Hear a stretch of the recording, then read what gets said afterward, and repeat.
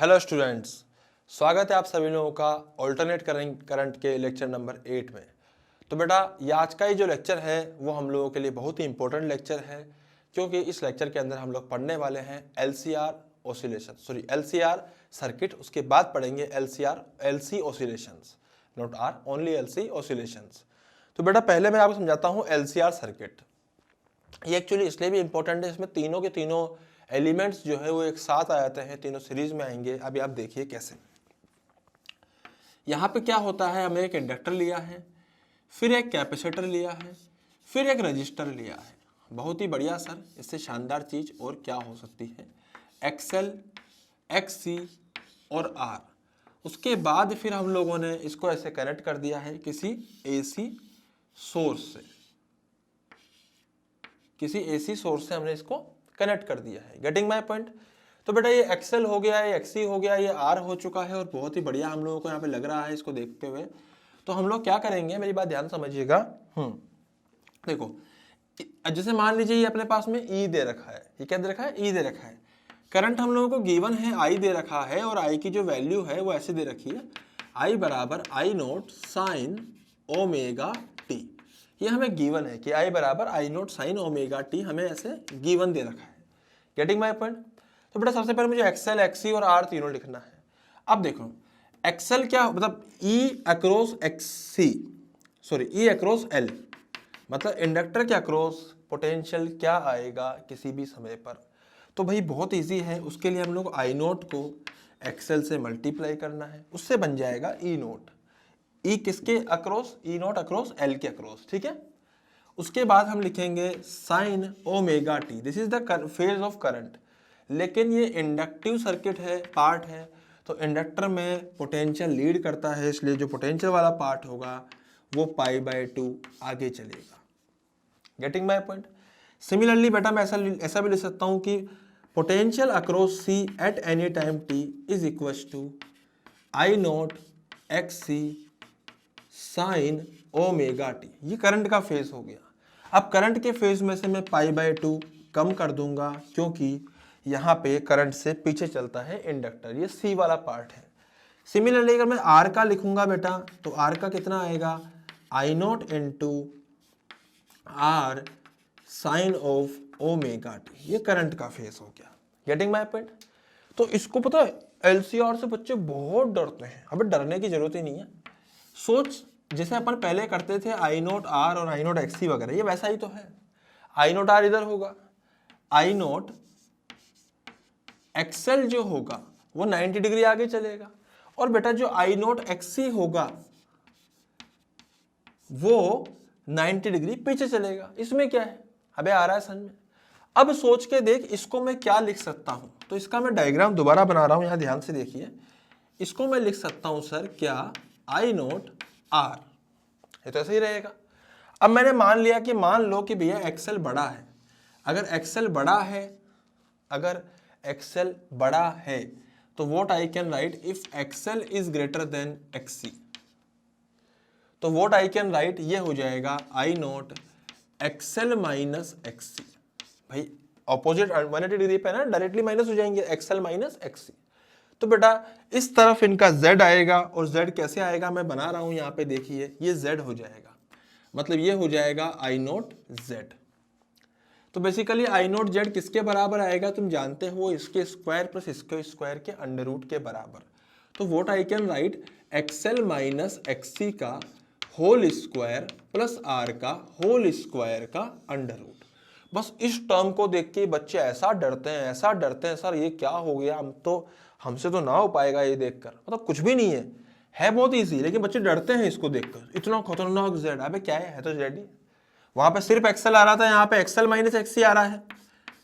आई मेरी बात समझ में, का स्क्वायर प्लस आर का स्क्वायर का under root, this is the value of Z, जो हम लोग यहाँ पे लिख सकते हैं। Getting my point. तो इस प्रकार से हम लोग यहाँ पे z बराबर एक्सएल माइनस एक्सी का होल स्क्वायर प्लस आर का स्क्वायर का अंडर रूट यहाँ पे कर सकते हैं। तो ये हो गया z इस केस का। अब मान लीजिए कि दे रखा है कि if XC is greater than XL, तो z में कोई फर्क नहीं आएगा। अबे क्या हो जाएगा इस केस में z, इस केस में z हो जाएगा xc माइनस एक्सएल का होल स्क्वायर प्लस r का होल स्क्वायर। अबे माइनस ही तो हुआ, तो माइनस का तो स्क्वायर कर दिया ना, क्या फर्क पड़ता है? आई मेरी बात समझ में? तो कोई फर्क यहाँ पे नहीं पड़ेगा, कोई दिक्कत नहीं होगी। तो z की वैल्यू सेम आएगी, चाहे एक्सएल बड़ा हो चाहे एक्सी बड़ा हो। इसीलिए समझदार लोग इसको ऐसे भी लिखते हैं कि z बराबर एक्सएल, सॉरी ये लोग जो यूज करते हैं वो लोग क्या करते हैं, एक्सएल माइनस एक्सी का मॉड्यूलस। जेड ने तो नहीं, मतलब एक्सएल माइनस एक्सी का मॉड्यूलस उसको यूज कर लेते हैं। अब चाहे एक्सएल बड़ा हो चाहे एक्सी बड़ा हो, कोई भी बड़ा हो, कोई फर्क नहीं पड़ता। अगर एक्सएल बड़ा होगा तो ओवरऑल सर्किट, ओवरऑल जो आई नोट जेड है, मतलब जो रिजल्टेंट है वो ऊपर चल जाएगा। आई मेरी बात समझ में? इसको तुम अल्फा या फाई कुछ भी लिख सकते हो, फाई मान लो। तो बेटा यहाँ से फाई कितना आएगा, tan फाई की वैल्यू हो जाएगी, अगेन वही बातें, सामने वाली अपॉन नीचे वाली। सामने वाला कितना है, XL upon XC divide by R. अगर मुझे यहाँ लिखना है तो यहाँ पर जो ओवरऑल सर्किट होएगा वो हो जाएगा आई नोट आर, और ये नीचे चल जाएगा I note XC minus XL. तो बेटा आपकी बार ये नीचे की तरफ आएगा और वैल्यू सेम ही रहेगी जो वहाँ थी, हमने ऊपर लिखी थी, tan फाई बराबर X C minus X L by R. आई मेरी बात समझ में? tan फाई हो जाएगा, कोई बड़ी बात नहीं है। तो ओवरऑल बात यही है कि भैया वहाँ पे अपन एक्सी लिखा करते थे या फिर ओनली एक्सएल लिखा करते थे। यहाँ पे एक्सएल और एक्सी दोनों आएंगे। एक्सएल क्या है तुम्हें पता है, एक्सी क्या है तुम्हें पता है, इंडक्टेंस है या इंडक्टेंस है अलग अलग, और Z क्या है, इस सर्किट का इंडक्टेंस, पूरे सर्किट का, कंप्लीट सर्किट का इंडक्टेंस कौन है, Z है भैया। तो बेटा इसको नोट डाउन कीजिए, और इसी को अब मैं आपको सामने क्या करूंगा, यहाँ पे एक बढ़िया फॉर्मूले के साथ, बढ़िया मतलब वैल्यूज के साथ में बताऊंगा, इसको थोड़ी और फील आएगी। फटाफट से नोट डाउन कीजिए पहले इसको।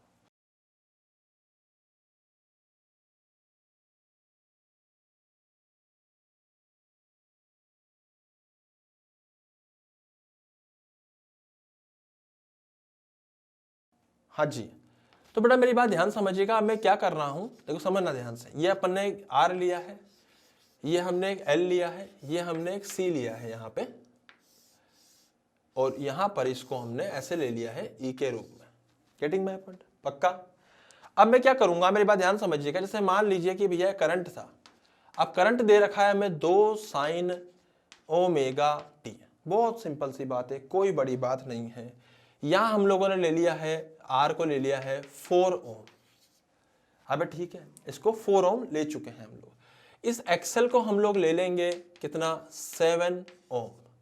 इस एक्सी को हम लोग ले लेंगे कितना, एक्सी भी ले लेंगे हम लोग 4 ओम। ये हमें गिवन है। Getting my point? अब हमसे पूछा गया है कि बताइए आई नोट कितना होगा, ई नोट कितना होगा, जेड कितना होगा, आई आर एम एस कितना होगा, ई आर एम एस कितना होगा, पावर फैक्टर कितना होगा, पावर एवरेज कितना होगा।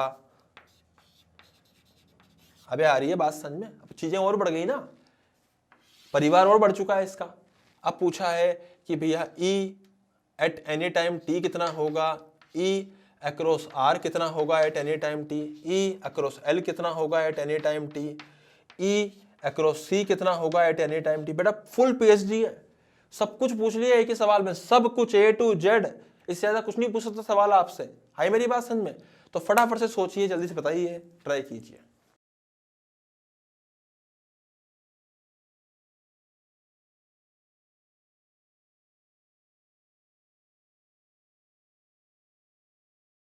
हाँ जी, तो इस सवाल में बेटा क्या करना है हम लोगों को, सबसे पहले तो हम लोग लिखेंगे इधर आई नोट आर, ऊपर लिखेंगे बड़ा कौन है, एक्सएल है, तो हम लोग लिखेंगे I note XL minus X R. तो बेटा कितना बन गया, I naught into X L minus X R कितना है, 4 में से 7 में से 4 गए तो बचेंगे 3।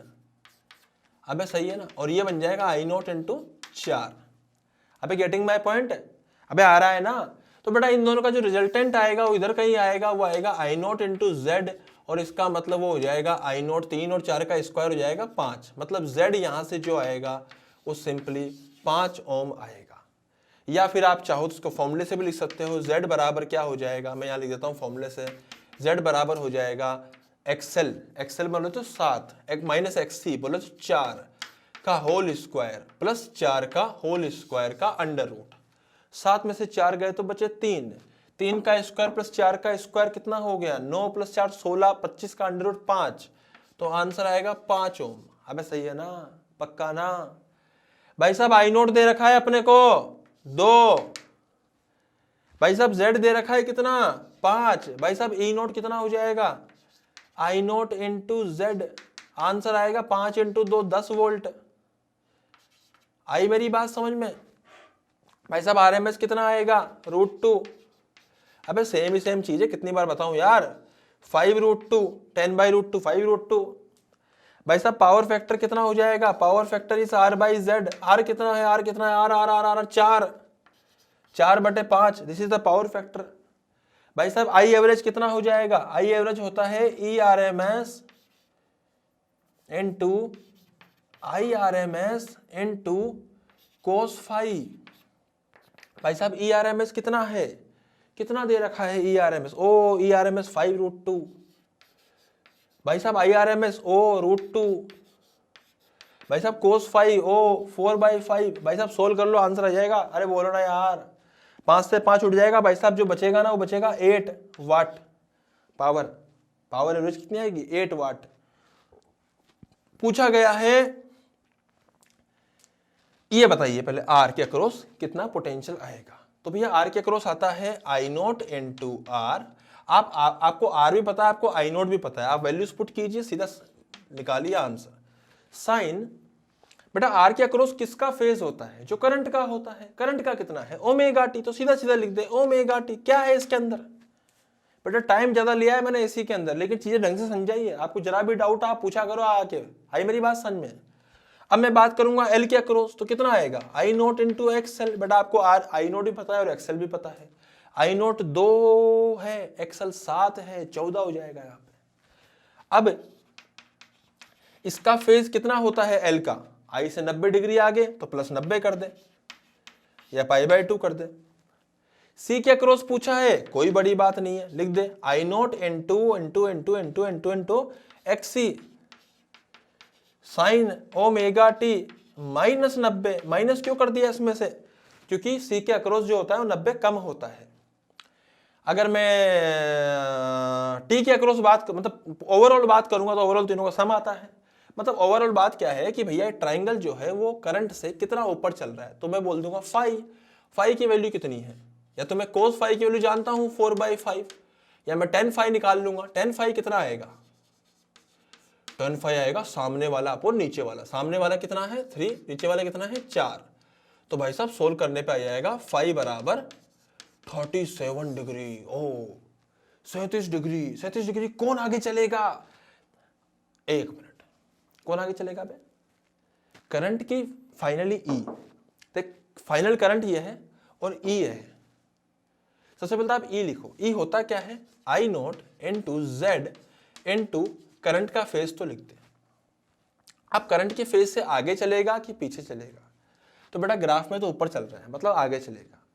आप ऐसे देखो एक्सेल बड़ा है, एक्सेल बड़ा है, एक्सेल डोमिनेट करेगा, तो फाइनली मतलब ये जो सर्किट बनेगा वो कौन सा बनेगा इंडक्टिव, और इंडक्टर में पोटेंशियल लीड करता है, तो पोटेंशियल 37 डिग्री से आगे चलेगा करंट से। This is the final answer.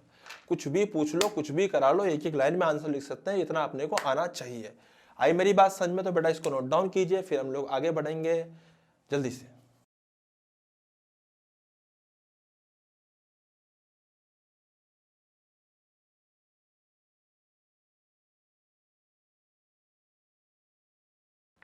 हाँ भाई, तो अब तक हम लोगों ने एलसीआर सर्किट के ऊपर डिफरेंट यहाँ पे कुछ क्वेश्चंस ली, मतलब क्वेश्चन क्या हम लोगों ने यहाँ पे डिफरेंट चीज़ें यहाँ पे पढ़ी थी, है ना। सारी की सारी पीएचडी हम लोगों ने कर ली थी। तो बेटा अब इसी के ऊपर कुछ और भी नए नए टर्म्स आएंगे, तो वो टर्म्स हम धीरे धीरे समझने वाले हैं और उनको आप लोग चेक करेंगे कि हम किस प्रकार से उन पर क्वेश्चन बन सकते हैं। तो पहला जो टर्म है दैट इज वॉटलेस करंट। तो व्हाट इज वॉटलेस करंट, उसको देखते हैं, समझते हैं, ध्यान से समझिएगा। Wattless current, wattless current madam मैं डेफिनेशन आपको लिखा दूंगा, उससे पहले आपको ये समझना है कि एग्जैक्टली ये काम कैसे करता है, क्या होता है वॉटलेस करंट, का मतलब क्या होता है। समझिए आप ध्यान से इस बात को। बेटा मान लीजिए आपको ई दे रखा है E naught sine omega T, getting my point. Similarly मान लीजिए कि आपको आई दे रखा है I naught sine omega T plus 5।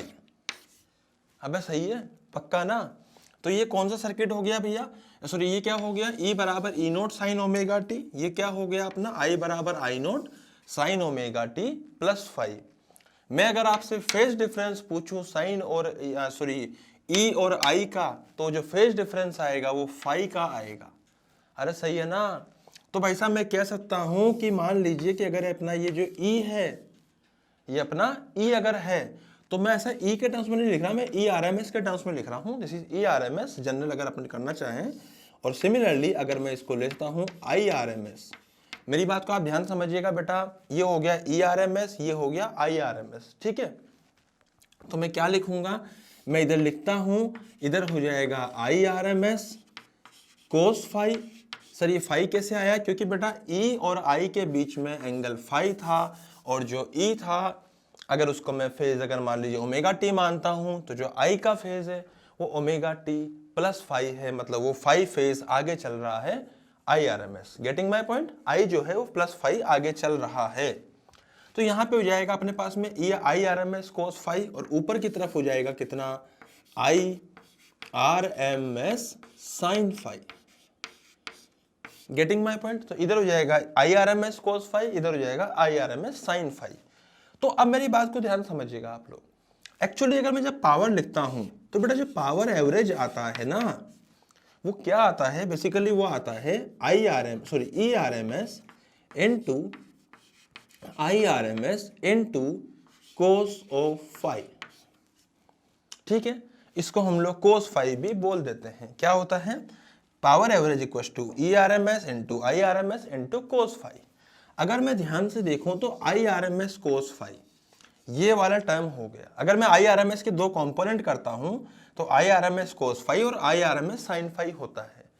तो बेटा I R M S cos 5 जो है वो actually I R M S cos 5 जो होता है ना, वो एक्चुअली क्या काम आता है, वो हम लोग जैसे पावर एवरेज के अंदर किसका कंट्रीब्यूशन होता है, I R M S cos 5 का। Getting my point. लेकिन I R M S sine 5 का यहाँ पे कोई भी कंट्रीब्यूशन नहीं है। There is no contribution in power average by I R M S sine 5। Getting my point. मतलब मेरा कहने का मतलब यह है कि जो अपना I R M S sine 5 है, इसका पावर एवरेज में कोई कंट्रीब्यूशन नहीं है। आई मेरी बात समझ में, इसका जब पावर में कोई कंट्रीब्यूशन नहीं है, और इसी का हम लोग नाम बोलते हैं वोल्टलेस करंट। अगर मैं करंट को किसी फाई एंगल पे रखता हूं, फाई क्या होता है, phi is the phase difference between E and I. तो भैया आई के दो कंपोनेंट करने हैं, along I R M S और perpendicular to I R M S. जो आई आर एम एस के along sorry E R M S along E R M S perpendicular to E R M S, जो component E R M S के along होता है उसका contribution होता है power average में। लेकिन जो ई आर एम एस के परपेंडिकुलर होता है, that is I R M S sine 5, उसका कोई कंट्रीब्यूशन नहीं होता पावर एवरेज में, और उसी को बोलते हैं हम लोग वोल्टलेस करंट। Getting my point. तो बेटा ये डेफिनेशन थी इसकी, ये बात में डेफिनेशन नहीं थी, ये इसकी कहानी थी। आप इसको फटाफट से नोट डाउन कीजिए, उसके बाद आपको यहाँ पे डेफिनेशन दिखाई देगी, आप उसको भी फटाफट से लिख लीजिएगा। तो जल्दी से पहले आप इसको नोट डाउन कीजिए, फिर डेफिनेशन को इसकी लिख लीजिए फटाफट से।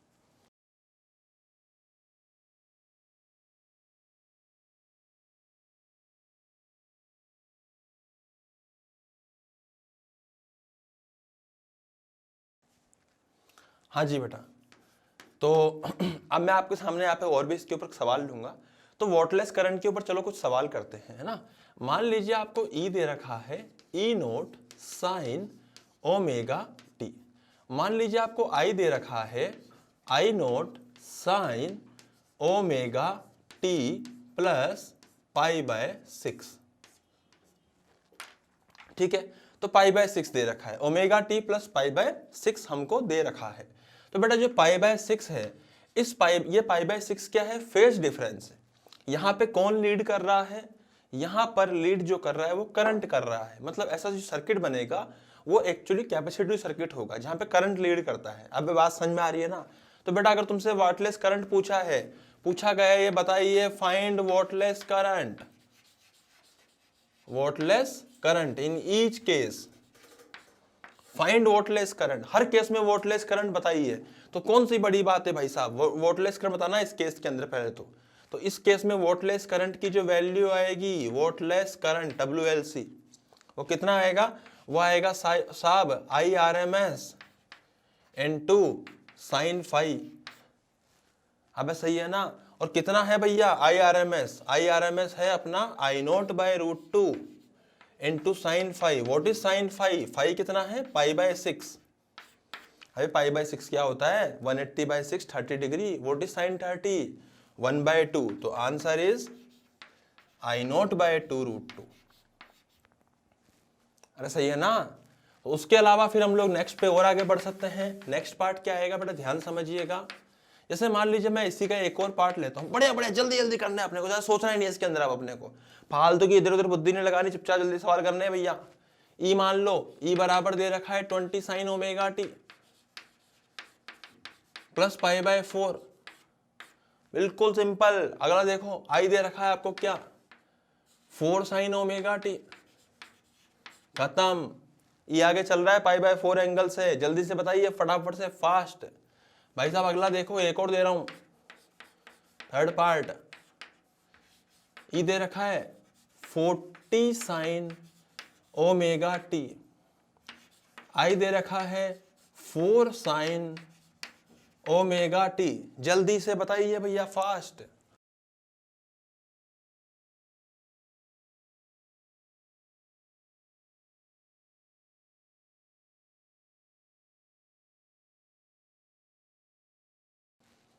हाँ जी, ई बराबर 40 sign omega T plus pi by 4, आई बराबर 4 sign omega T plus pi by 4। भाई साहब वाटलेस करंट क्या होता है, वाटलेस करंट की जो वैल्यू आएगी वो आएगी 4/√2 which is IRMS into sine phi. तो साइन फाई कितना हो जाएगा यहाँ पे, sine pi by 4 which is 1/√2। तो वैल्यू कितनी आएगी, 4/√2 इनटू 1/√2। तो आंसर विल बी 4/2, ये हो जाएगा 2 एम्पियर। अब सही है ना। इसमें क्या सोच रहे हो यार, व्हाट इज IRMS क्या होता है, I0/√2, खत्म बात। इसमें क्या सोचना इतना यार। And what is sign pi by 4, 1/√2, खत्म बात। भाई साहब इसका भी देख लो, जीरो आएगा इसका वाटलेस करंट।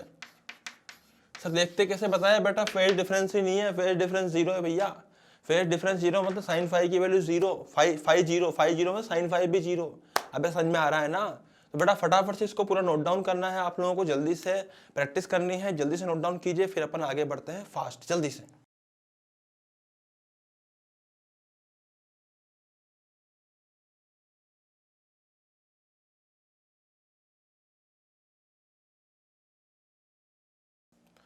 हाँ भाई, तो अब हम देखने वाले हैं मैक्सिमम पावर ट्रांसफर थ्योरम। तो देखिए बेटा क्या होता है, मैक्सिमम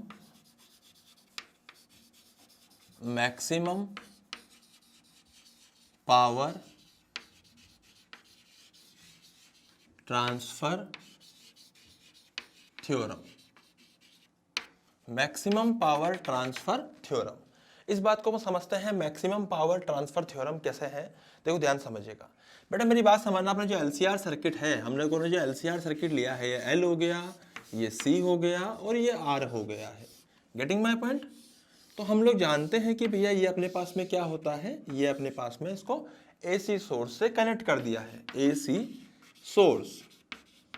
सिमिलरली ये अपना हो जाएगा, इसका XL हो जाएगा, इसका XC हो जाएगा, इसका R हो जाएगा। अरे सही है ना भैया।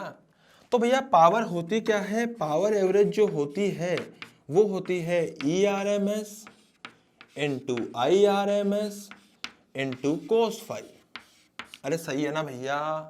ये क्या होती है, ERMS into IRMS into cos phi.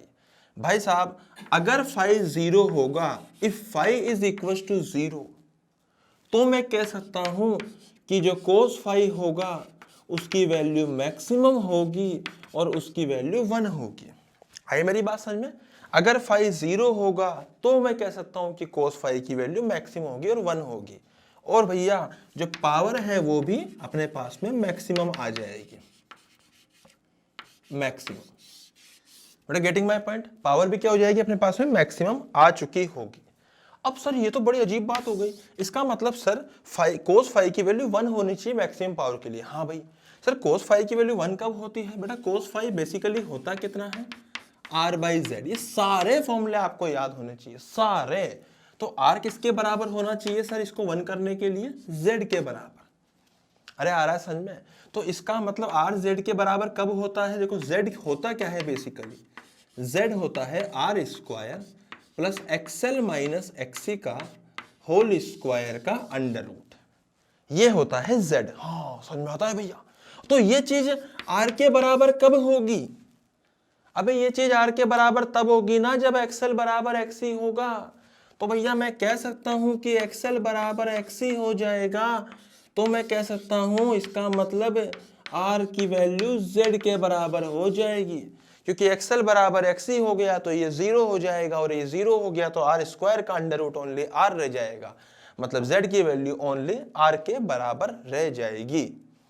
तो बेटा ये कंडीशन है कि ये मैक्सिमम पावर ट्रांसफर थ्योरम की कंडीशन है, ये मैक्सिमम पावर की कंडीशन है। हाँ भाई, अब इसमें आपको एक और तरीके से ये बात समझाता हूँ। मेरी बात ध्यान समझ, आप लिख लीजिएगा बेटा, अभी जल्दबाजी मत करना लिखने की। अभी एक चीज और सुनना, जैसे मान ले मैं तुझे एक सिंपल सी बात बोलूं कि पावर होता क्या है। सर जो पावर एवरेज होता है उसको अपन ऐसा भी तो लिख सकते हैं कि ERMS। अब जो IRMS कोस फाई है, ये IRMS कोस फाई बेसिकली है क्या? इसको मैं लिख सकता हूं, जैसे IRMS इसको मैं लिख सकता हूं again ERMS divided by Z into cos phi. अरे सही है ना भैया? भैया मैं क्या लिख सकता हूं, देखो I को क्या लिख सकता हूं मैं, I इक्वल टू, देखो I होता क्या एक्चुअली, मैं यहां लिखता हूं ERMS बराबर IRMS इनटू Z। अभी यही तो होता है किसी भी सर्किट के अंदर। RMS की बात कर रहा हूं बेटा मैं, IT की बात नहीं कर रहा हूं, मैं RMS की बात कर रहा हूं। तो IRMS बेसिकली किसके बराबर हो जाएगा? IRMS हो जाएगा ERMS डिवाइडेड बाय Z। अरे सही है ना? तो इसको उठा के अगर मैंने यहां पुट कर दिया IRMS में, तो ये हो जाएगा E² का RMS, ERMS का square divide by Z into cos phi. तो इसको मैं क्या लिख सकता हूं, इसको मैं लिख सकता हूं ERMS का square divided by Z। Z बेटा कोस फाई की वैल्यू क्या होती है सर? वो भी r/z होती है, तो उसको भी आप r/z कर दीजिए, तो नीचे z का स्क्वायर हो जाएगा। अरे सही है ना? तो बेटा यहाँ पे मैं क्या लिख सकता हूँ, यहाँ पे मैं लिख सकता हूँ कि बेसिकली ये बन जाएगा ERMS divided by Z। Z होता है r का square plus XL minus XC का होल स्क्वायर का अंडर रूट। अंडर रूट का स्क्वायर कर दिया तो वो रह जाएगा सिंपली, और ऊपर r हो गया। समझ में आ रही है बात? ये चीज मैक्सिमम कब होगी? जब ये चीज मिनिमम होगी, और ये चीज मिनिमम कब होगी? जब एक्सएल बराबर एक्सी होगा। इसका मतलब यहां पे मैं अगेन बात करूंगा कि पावर एवरेज की वैल्यू मैक्सिमम कब हो सकती है? जब उसका डिनोमिनेटर मतलब Z² मिनिमम हो। और भैया Z मिनिमम कब होता है? जब Z मिनिमम कब होता है? जब एक्सएल बराबर एक्सी हो, तभी तो दोनों का माइनस करने पे 0 हो जाएगा, ओनली r बचेगा। अरे बात समझ में आ रही है ना? पक्का बोल दो भैया। तो बेसिकली बात यह है कि जो हमने लिखा है मैक्सिमम पावर ट्रांसफर थ्योरम, इसके अंदर अगर पावर को मैक्सिमाइज करना है तो बेसिकली मतलब यही होना चाहिए उसका कि वहां पे कोस फाई की वैल्यू 1 होनी चाहिए, मतलब r बराबर z होना चाहिए। मतलब यहाँ पे जो सर्किट बनना चाहिए वो प्योरली रजिस्टिव टाइप बना चाहिए, या ऐसा कह दो कि सर्किट का जो इंपीडेंस है that is z should be equal to r। Circuit का जो इंपीडेंस है वो r के ही बराबर होना चाहिए। Getting my point? तो बेटा इसको पूरे को आपको नोट डाउन करना है, देन उसके बाद हम लोग आगे बढ़ेंगे। तो जल्दी से आप इसको पूरे को नोट डाउन कीजिए, देन उसके बाद अपन आगे बढ़ते हैं।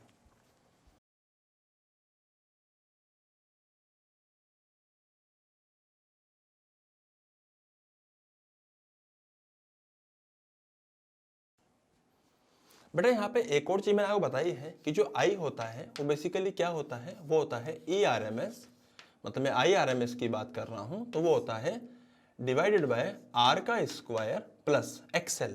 तो what is XL sir? XL is equal to omega L and what is XC which is equal to omega C का होल स्क्वायर।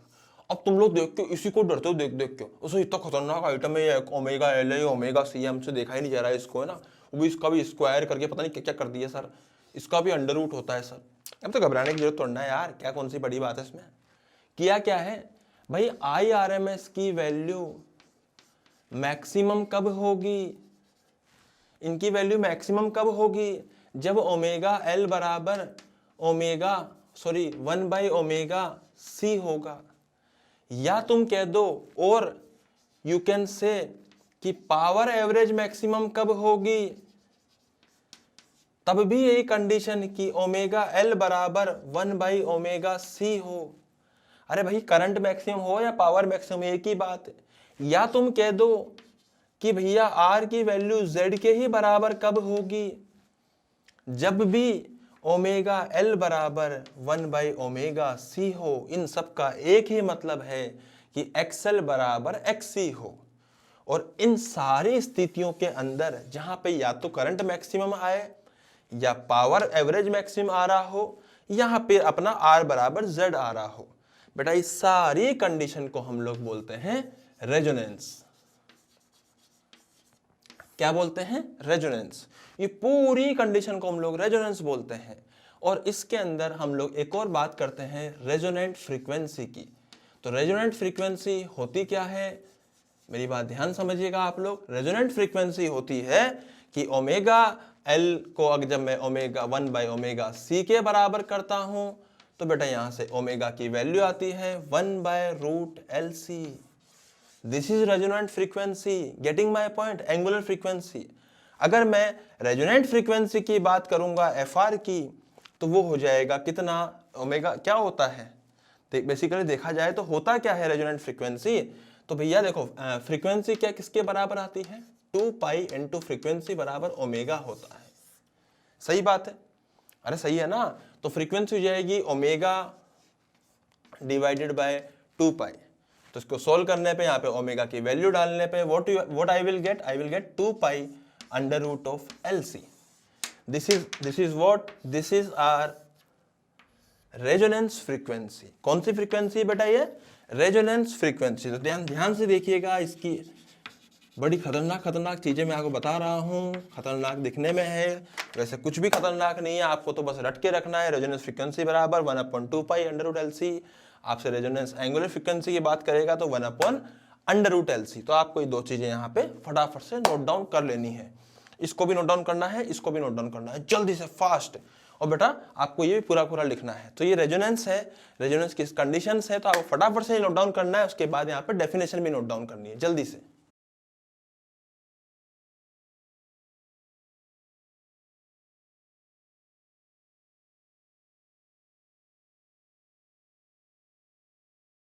हाँ भाई, तो अब हम क्या करने वाले हैं, variation of current, variation of current with frequency. बेटा फ्रीक्वेंसी के साथ क्या वेरिएशन होता है, डायग्राम ध्यान से देखिए। इन डायग्राम्स के ऊपर सवाल आ जाते हैं, इसलिए डायग्राम आपको समझ में आना चाहिए। ये अपने पास में फ्रीक्वेंसी थी, ये अपने पास में करंट था। हम जानते हैं कि भैया किसी भी LCR सर्किट के अंदर करंट जो मैक्सिमम होता है वो तभी हो पाता है जब ओमेगा बराबर ओमेगा L हो। मतलब ये तभी हो पाता है जब ओमेगा L बराबर 1/ओमेगा C हो।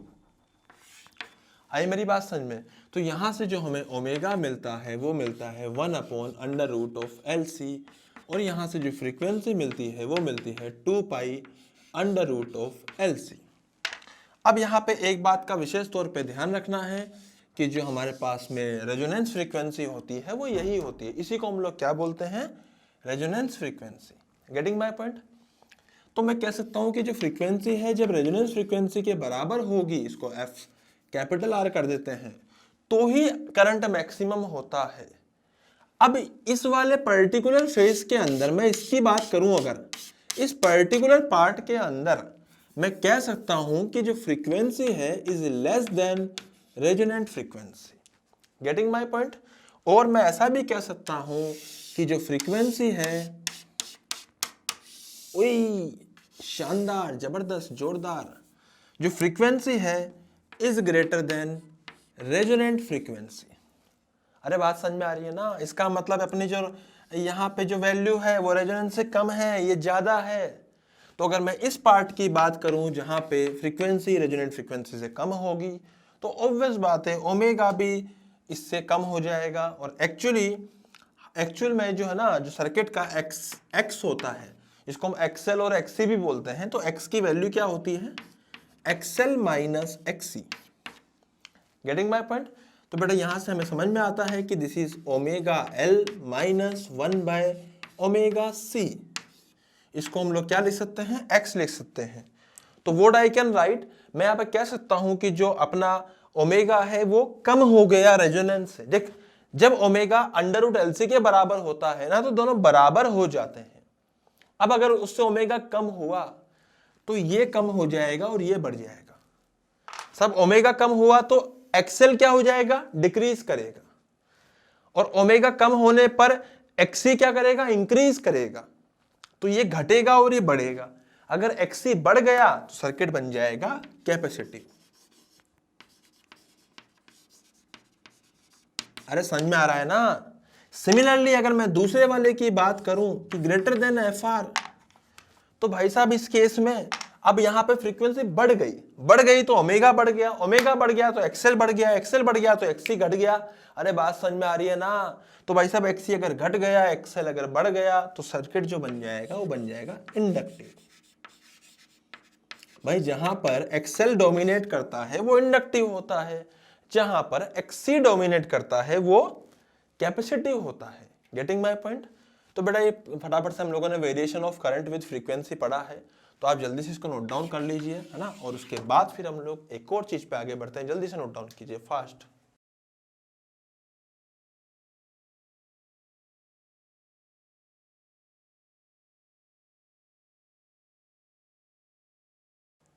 हाँ जी, तो यहां पर मैं आपके सामने अब एक और पार्ट ले रहा हूं, उसको बोलते हैं वेरिएशन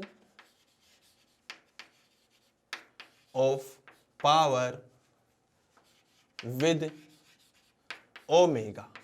बड़ा इंपॉर्टेंट पार्ट है variation of power with omega. बेटा इसको भी, इसका डायग्राम भी कैसा बनता है मैं आपको बना के दिखा देता हूं। इसका डायग्राम जो बनता है ओमेगा और इसका, ऐसा ही कुछ डायग्राम इसका बनता है। Getting my point? ऐसा ही कुछ बनता है। पावर की जो वैल्यू है वो मैक्सिमम कब आती है?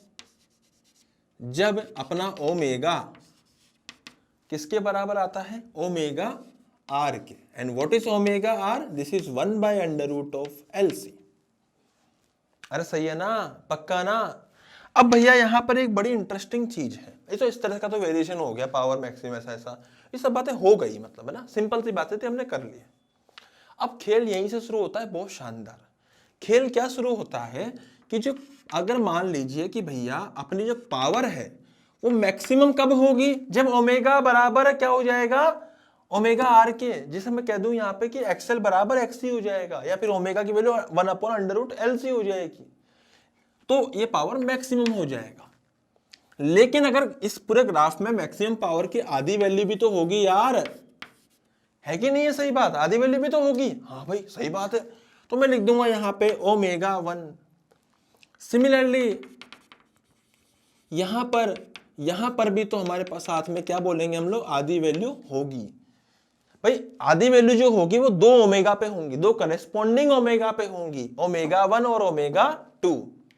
मेरी बात समझ में आ रही है आप लोगों को? ओमेगा 1 और ओमेगा 2।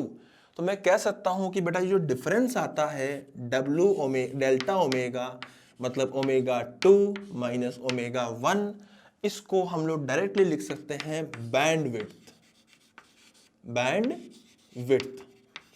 इसकी वैल्यू कितनी आती है वो मैं आपको बता दूंगा, लेकिन इसको हम क्या बोलते हैं? बैंडविड्थ। मतलब इसको हम लोग ओमेगा 2 माइनस ओमेगा 1 लिखते हैं। Getting my point? Power maximum divide by 2 is omega, sorry, power maximum divide by 2, मतलब मैक्सिमम पावर का आधा कब होगा, जब कब हो पाएगा, एक ओमेगा 1 पे एक ओमेगा 2 पे, और इन दोनों के डिफरेंस को हम लोग क्या बोलते हैं, बैंडविड्थ। हमें समझ में आ रही है ना बात, पक्का ना। बस अब बैंडविड्थ की भी कुछ कैलकुलेशंस होती है, इसका भी डेरिवेशन होता है, बट काम का कुछ भी नहीं इसलिए मैं नहीं बता रहा हूं, बट होता है इसका कैलकुलेशन भी, है ना। अच्छा खासा लंबा चौड़ा सा कैलकुलेशन होता है, मतलब बड़ा अजीब सा, ऐसा कोई टफ नहीं होता बहुत ज्यादा, पर होता है, करते हैं लोग बाग उसको भी। आई मेरी बात समझ में, तो आप इसको भी नोट डाउन कर सकते हैं जल्दी से।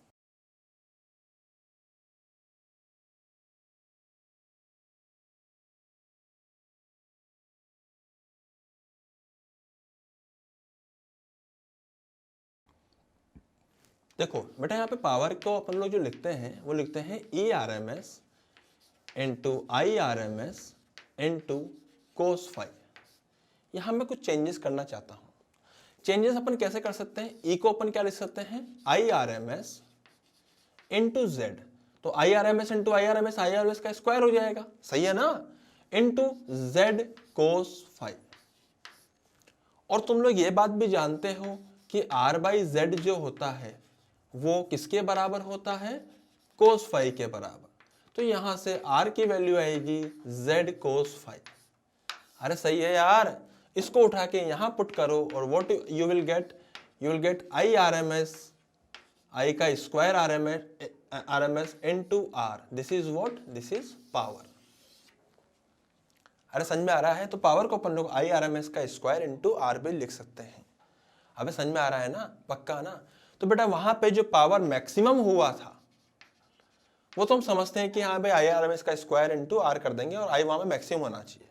I या पावर दोनों ही मैक्सिमम कब होते हैं, जब उसकी वैल्यू ओमेगा L बराबर ओमेगा C हो।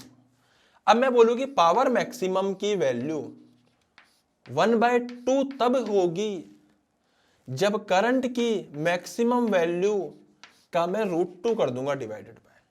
सही बात है। तो करंट की मैक्सिमम वैल्यू कब आएगी बेटा, ये करंट की पीक वैल्यू की बात नहीं कर रहा हूं, there is difference between peak value and maximum value.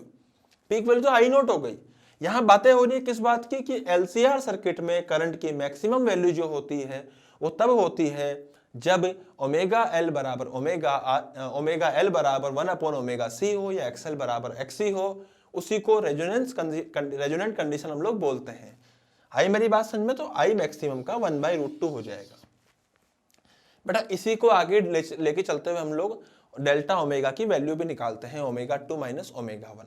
ठीक है, मैं उसके डेरिवेशन पर नहीं जाऊंगा, मैं आपको सिर्फ एक इंफॉर्मेशन थी जो बता दी यहाँ पर। अब मैं आपको इसका रिजल्ट बताता हूं कि what is actual delta omega. तो डेल्टा ओमेगा की जो वैल्यू होती है वो होती है R/L। क्या होती है, R/L। डेल्टा ओमेगा बराबर R/L।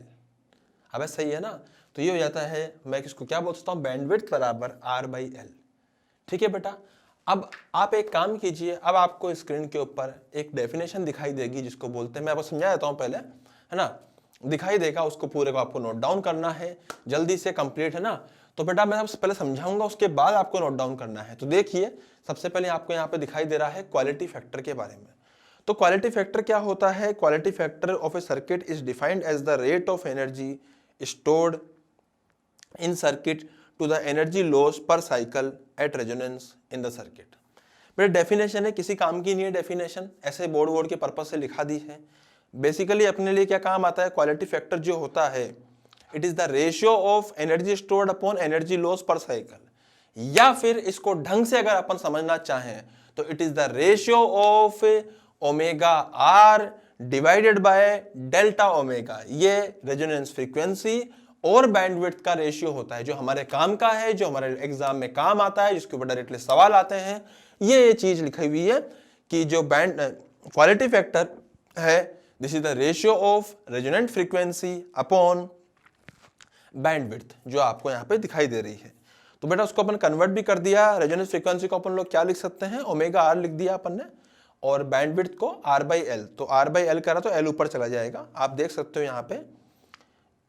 हम लोग क्या बोल सकते हैं, omega R into L divide by R। तो ओमेगा R इंटू L को हम लोग बोल सकते हैं क्या, XL भी बोल सकते हैं। Getting my point. उसके बाद मैंने वैल्यूज पुट करी है और इसका यहाँ पे वैल्यू निकाल दी है क्वालिटी फैक्टर की। तो वो अलग बात है कि क्वालिटी फैक्टर, बैंडविड्थ, ये सब अभी हमारे काम नहीं आते हैं, ये सेमीकंडक्टर वगैरह में काम आते हैं थोड़े बहुत, बट एसी में इसके ऊपर, इन डेफिनेशंस के ऊपर, इन फॉर्मूलाज के ऊपर क्वेश्चन जरूर आते हैं। वो क्वेश्चन हमारे लिए इंपॉर्टेंट है। तो बेटा सब चीज़ आपको याद होनी चाहिए। What is resonance frequency, what is bandwidth and what is power factor, ये सब आपको पता होने चाहिए।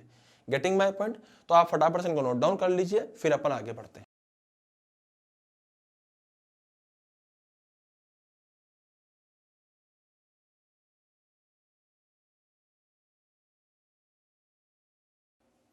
हाँ भाई, तो अब आप स्क्रीन पे देखिए, तो आपको दिखाई दे रहा है सबसे पहले तो एलसी ऑसिलेशंस। तो बेटा ये सारी की सारी जो पूरी चीज़ है कंप्लीटली थ्योरेटिकल टाइप का पार्ट है, मतलब हम लोगों को समझना है कि इसके अंदर एग्जैक्टली होता क्या है।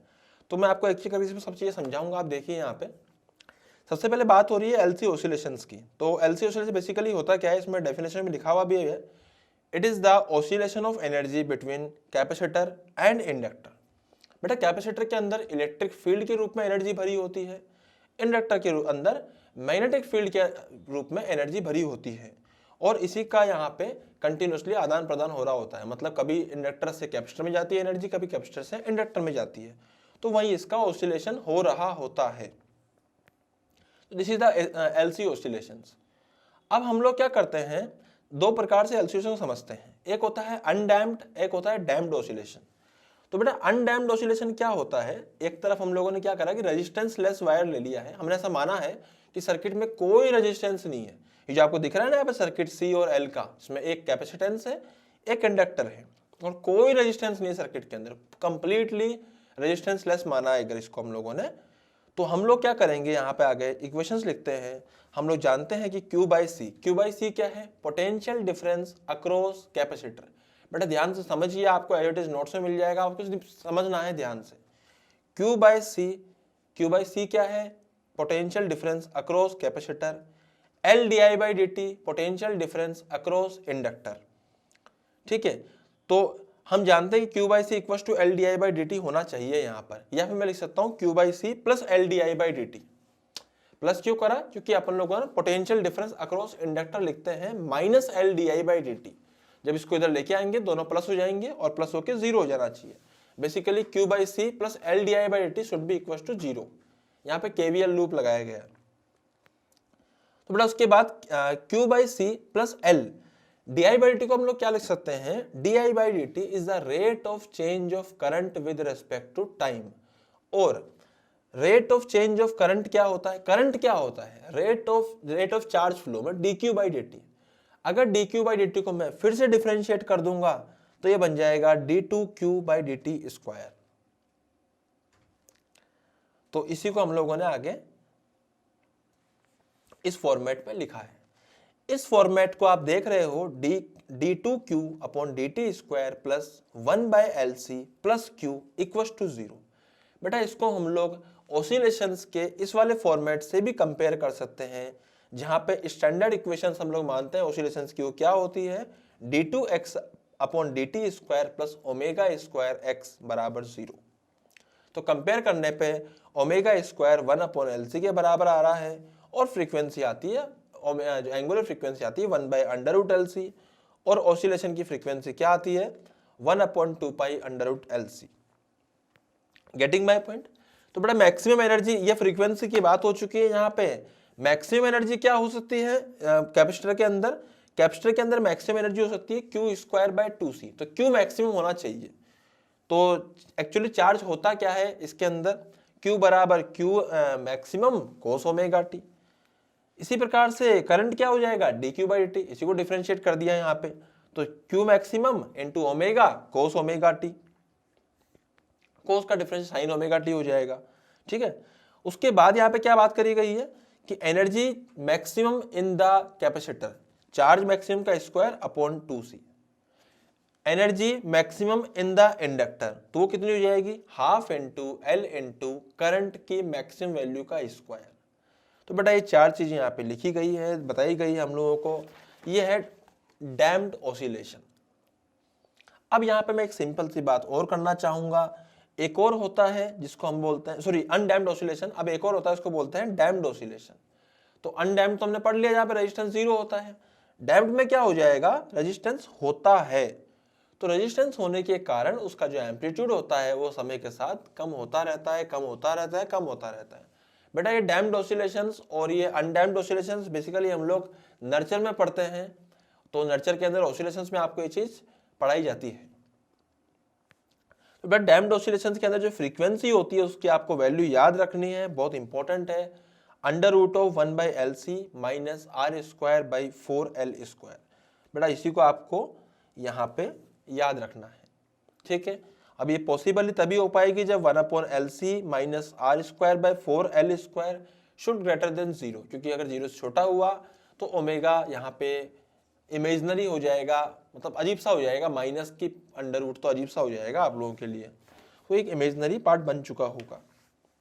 बेटा ये सब चीज़ें हैं, आप चाहे तो नोट डाउन कर लीजिए, चाहे तो आप इसको, आपको ये प्रिंटेड नोट्स में मिला है तो आप उसको रख सकते हैं अपने पास में, घर जाके इसकी प्रैक्टिस कीजिए, कुछ भी डाउट होता है आप जरूर जरूर जरूर जरूर पूछिए। तो इस चैप्टर के ऊपर ये समाप्त करते हैं। थैंक यू सो मच, मिलेंगे नेक्स्ट चैप्टर में।